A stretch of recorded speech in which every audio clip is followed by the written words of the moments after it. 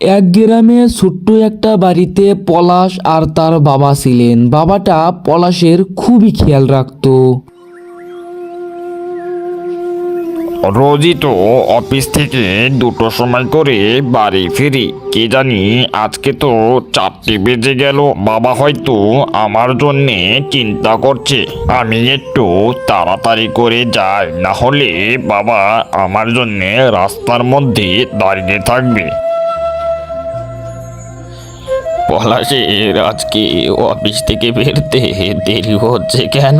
রোজই তো 2টোর সময় করে বাড়ি ফিরে, কিন্তু আজকে 4টে বেজে গেল, এখনো দেখছি না যে। ওই তো বাবা আমার এসে গেছে। তা বাবা, এত দেরি করলে যে, আমি চিন্তায় মরে যাচ্ছি। বাবা, তুমি আমার জন্য চিন্তা করো না তো। অফিস থেকে ফিরতে অল্প তো লেট হবে নাকি?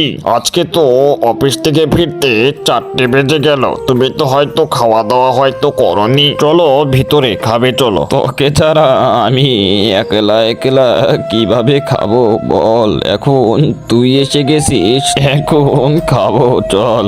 তারপর দুই বাপ বেটা মিলে ঘরের ভিতরে খেতে যায়। বাবা, তোর এখন বিয়ে করাটা উচিত হবে, কারণ আমার তো বয়স তো বেড়েই চলছে।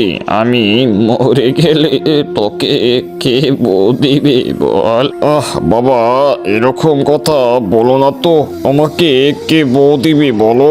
আমি তো শুধু মাস গেলে 7,000 টাকা করে কামাই। এই 7,000 টাকায় খাওয়া দাওয়া করতে সব শেষ হয়ে যায়। এত কম টাকা করে কামালে তাহলে কে বউ দিবে বলো?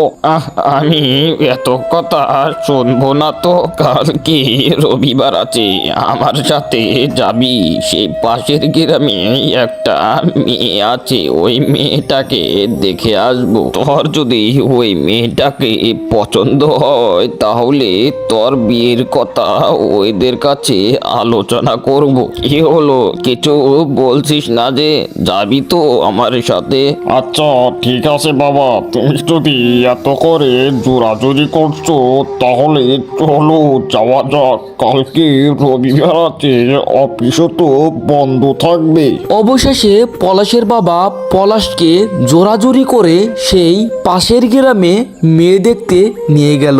পলাশের মেয়েটাকে প্রথম দেখেই পছন্দ হয়েছিল, আর তার বাবা তাদের দুজনের সারাসারি করে বিয়ে দিয়ে দেয়। তারপর 3 মাস পর হঠাৎ করে পলাশের বাবা মারা যান, আর পলাশ খুবই ভেঙে পড়েন। পলাশ কিছুতেই মেনে উঠতে পারছিল না যে আমার বাবা হঠাৎ করে কিভাবে মারা গেল।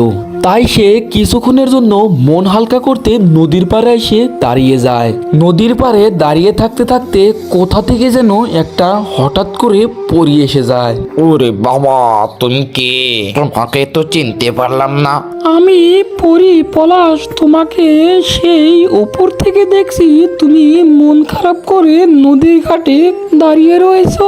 তা কি হয়েছে তোমার? সবই কপাল পরি। বাবা মারা যাওয়ার লগে লগে যে চাকরিটা ছিল সেই চাকরিটাও চলে গেছে। এখন আমি কি করব কি না করব ভেবে উঠতে পারছি না। তুমি চিন্তা করো না পলাশ, তোমাকে আমি একটা জাদুর ডালি দিচ্ছি। এই জাদুর ডালিতে কখনোই ফলমূল ফুরাবে না। তুমি চাইলে এগুলো বিক্রি করতে পারবে। এই যে নাও, এটা আজকের থেকে তোমার। আমি খুবই খুশি যে তুমি আমাকে এই জাদুর ডালিটা দিলে। আমি তোমাকে এইভাবে যে ধন্যবাদ জানাই।